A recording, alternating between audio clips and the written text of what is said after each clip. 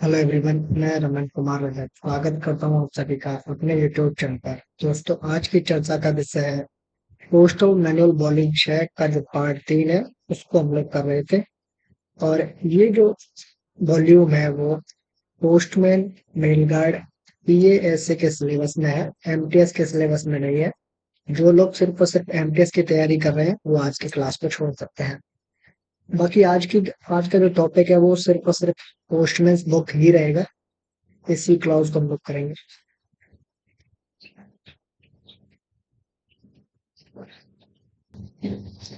इस क्लॉज को थोड़ा सा हम लोग डिटेल में करेंगे। और इस क्लॉज का नाम है पोस्टमैन्स बुक। क्लॉज नंबर 89 है।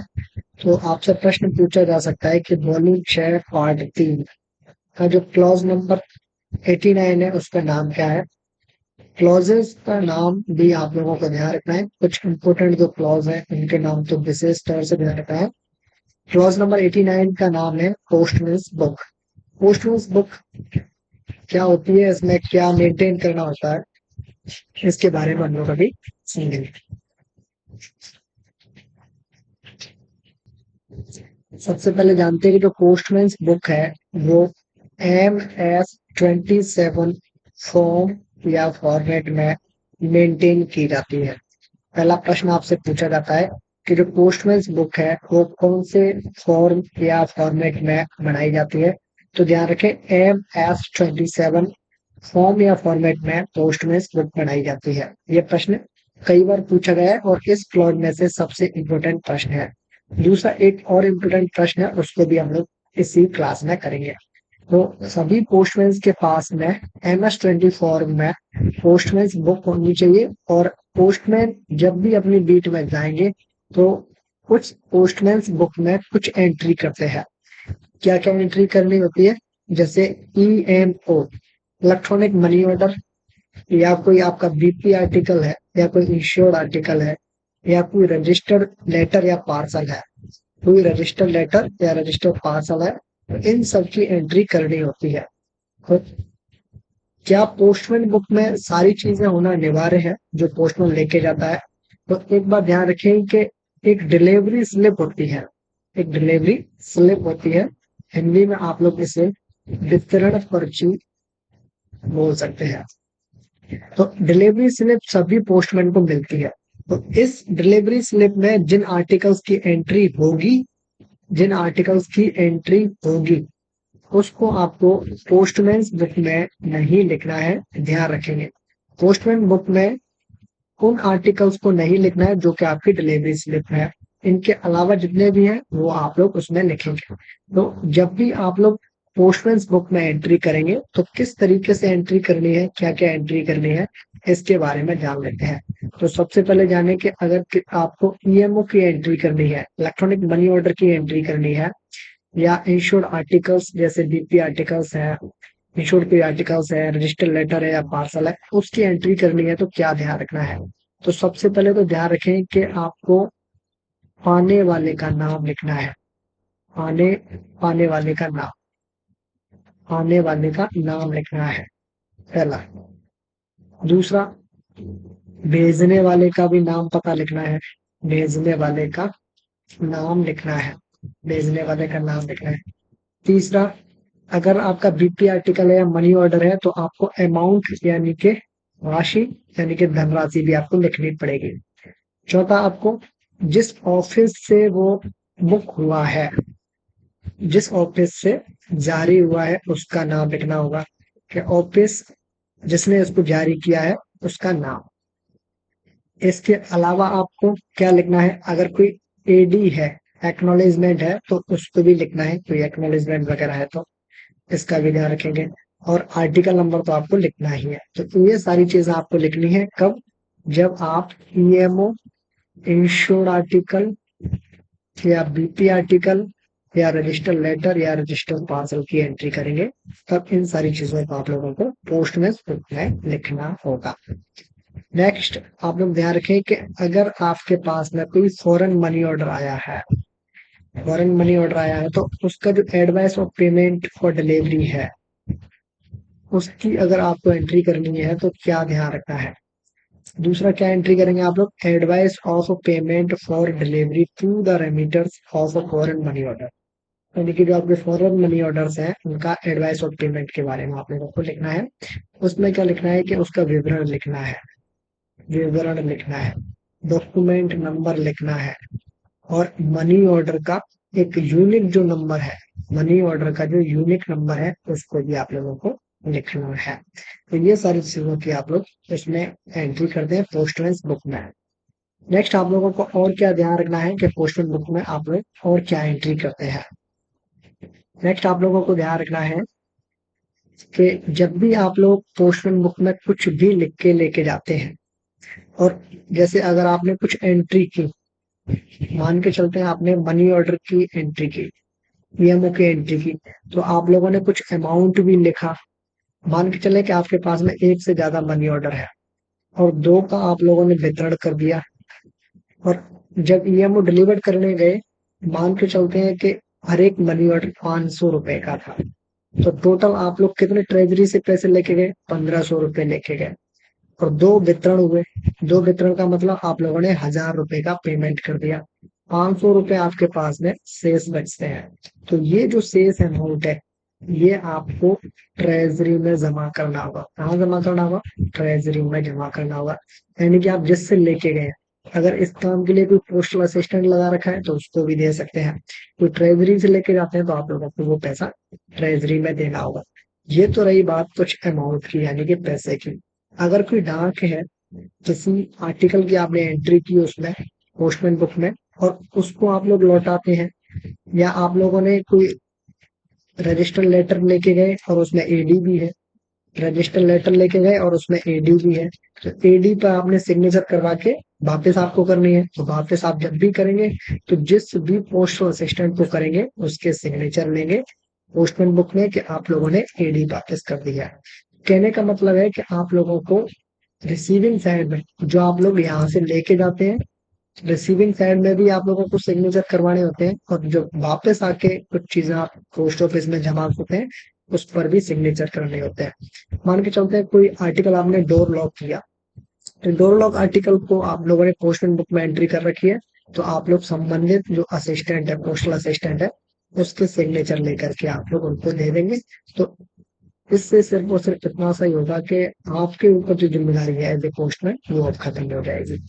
किस बात का ध्यान रखें। दूसरा, इस पॉइंट में क्या दिया हुआ है, सेकंड पॉइंट में, इसमें सिंपल सा इतना ही है कि आपको इनिशियल्स लेने हैं, किसके, या तो ट्रेजरर के लेने हैं या कोई असिस्टेंट के लेने हैं। कब लेने हैं, जब आप लोग क्या क्या वापस करें, जैसे एक्नोलेजमेंट वापस करते हैं, एडी वापस करते हैं, या कुछ डिलीवर्ड आर्टिकल्स है, कौन से, जो केस से संबंधित है, जैसे लाइक सीओडी है, बीपीपी आर्टिकल है, इनको आप डिलीवर करके आए, पैसा आप लोग लेके आए होंगे उन लोगों से, तो पैसा आप लोग ट्रेजरी में जमा कराएंगे, और ट्रेजरी वाले के आप लोगों को सिग्नेचर लेने हैं, इनिशियल्स लेने हैं।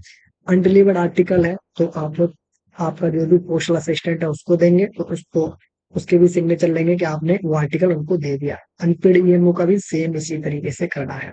तो इस काम के लिए जो भी है, चाहे कोई असिस्टेंट है तो उसको, नहीं है तो ट्रेजरर के, तो ये चीजें आप लोगों को ध्यान रखनी है। प्रश्न आपसे ये पूछा जा सकता है कि जब भी पोस्टमैन बुक में से अगर कुछ भी आप वापस करते हैं तो किसके सिग्नेचर लेते हैं, तो ऑप्शन में आप लोगों को स्पष्ट देगा वो, या तो ट्रेजरर या असिस्टेंट। दूसरा ऑप्शन में आप लोगों को कुछ भी दे सकता है, दूसरे ऑप्शन में आपको यूं भी दे सकता है कि किसी के सिग्नेचर लेने की जरूरत नहीं है, तीसरे ऑप्शन में कुछ भी दे सकता है। कहने का मतलब है कि आप लोगों को राइट जो आंसर है वो ध्यान रखना है कि जो भी आप लोग पोस्टमैन बुक में लिख के लेके गए और उसमें से कुछ भी वापस करते हैं पोस्ट ऑफिस में आकर के, तो आप लोगों को सिग्नेचर लेने हैं। सिग्नेचर किसके लेने हैं, या तो संबंधित पोस्टल असिस्टेंट के लेने हैं या ट्रेजरर के लेने हैं, दोनों में से किसी एक के लेने हैं। इस बात का आप ध्यान रखेंगे। नेक्स्ट आप लोगों को, अगर आप हेड पोस्टमैन है, हेड पोस्टमैन है और आपके पास में भी पोस्टमैन बुक है, तो आप लोगों को क्या ध्यान रखना है कि हेड पोस्टमैन को क्या ध्यान रखना है। हेड पोस्टमैन को ये ध्यान रखना है कि हेड पोस्टमैन की जो जिम्मेदारियां थी उसमें ये भी बताया गया था कि वो किसी भी एसओ लाइक टीएसओ हो सकती है वो, या आसपास में कोई एसओ हो सकती है, या कोई बैंक हो सकती है, या ट्रेजरी या सब ट्रेजरी हो सकती है। तो उनको क्या करना होता है कि जब भी पोस्ट ऑफिस में एक्सेस कैश होता है, कैश अगर जाता है, एक्सेस कैश है पोस्ट ऑफिस में, तो वो उसको बैंक में जमा कराने भी जा सकते हैं, ये ड्यूटी उनकी लग सकती है। अगर पोस्ट ऑफिस में पैसा कम है, तो पोस्ट ऑफिस को जरूरत है तो बैंक से निकाल के पैसा पोस्ट ऑफिस को भी लाके देते हैं। अगर इस काम के लिए किसी पोस्टमैन को लगाया जाता है, तो वो इस काम की एंट्री भी ने पोस्टमैन बुक में एंट्री कर सकते हैं, पोस्टमैन बुक में कर सकते हैं। तो क्या इसके लिए कोई कॉलम बनेंगे? इसके लिए कोई भी कॉलम नहीं बने हैं, लेकिन आप लोग इसकी एंट्री बिना कॉलम के, यानी कि किसी भी जगह पर कर सकते हैं। कंटिन्यू जो भी आपकी ब्लैंक जगह है, ब्लैंक स्पेस में आप लोग इसकी एंट्री कर सकते हैं। तो हेड पोस्टमैन को इस बात का भी ध्यान रखना है। साथ के साथ में आप लोगों को इस बात का ध्यान रखना है कि अगर आपको कुछ अमाउंट दिया जाता है स्टैम्प से संबंधित, यानी कि स्टैम्प को सेल करने के लिए कुछ अमाउंट दिया गया, या स्टैम्प सी दी आपको कि आप इनको सेल करके आओ, तो आप लोग स्टैम्प की एंट्री करेंगे। जो आपने सेल कर दी, उतना अमाउंट आप लोग ट्रेजरी में जमा करा सकते हैं। ट्रेजरी में जमा करा दिया, बचा हुआ जो आपका स्टॉक है वो आप लोग ट्रेजरी में वापस करेंगे, और ट्रेजरी में जो भी आपसे लेगा उसको आपके सिग्नेचर, आप उनके सिग्नेचर लेंगे। अगर ट्रेजरी में ये काम नहीं हो रहा है, तो कोई असिस्टेंट लगाया हुआ है, तो आप लोग उस पोस्ट असिस्टेंट को भी ये सारी चीजें, सिग्नेचर वगैरह उनके ले सकते हैं। नेक्स्ट आपका फोर्थ पॉइंट में क्या है कि मान के चलते हैं कि किसी पोस्टमैन को कैश देने के लिए भेजा हुआ है, कैश लेके भेज दिया, कहाँ पे भेज दिया? या तो किसी एसओ के लिए भेज दिया, या किसी बीओ के लिए भेज दिया, या ट्रेजरी के लिए भेज दिया। तो क्या करना है कि अगर आपको लूज दिया है कैश, या कैश बैग में दिया है, दोनों में से किसी भी केस में आप लोगों को जब भी कैश लेके आप लोग जाते हैं किसी के पास में, तो उस संबंधित व्यक्ति के आप लोगों को क्या करना है, सिग्नेचर लेने हैं कि आप लोगों ने कैश जो दिया है उसको, उसकी रिसीविंग आप लोगों को लेनी होती है। इस बात का ध्यान रखेंगे। और साथ के साथ में फिफ्थ पॉइंट में आप लोगों को क्या ध्यान रखना है, फिफ्थ पॉइंट में आप लोगों को इस बात का ध्यान रखना है कि अगर किसी पोस्टमैन को विलेज पोस्टमैन की बीट भी दी हुई है, अगर किसी पोस्टमैन को विलेज पोस्टमैन की बीट भी दी हुई है, यानी कि कुछ एक्स्ट्रा काम दिया हुआ है, तो उसके लिए वो विलेज पोस्टमैन वाली बुक भी अपने साथ में लेके चलेंगे। इस बात का आप लोग ध्यान रखेंगे।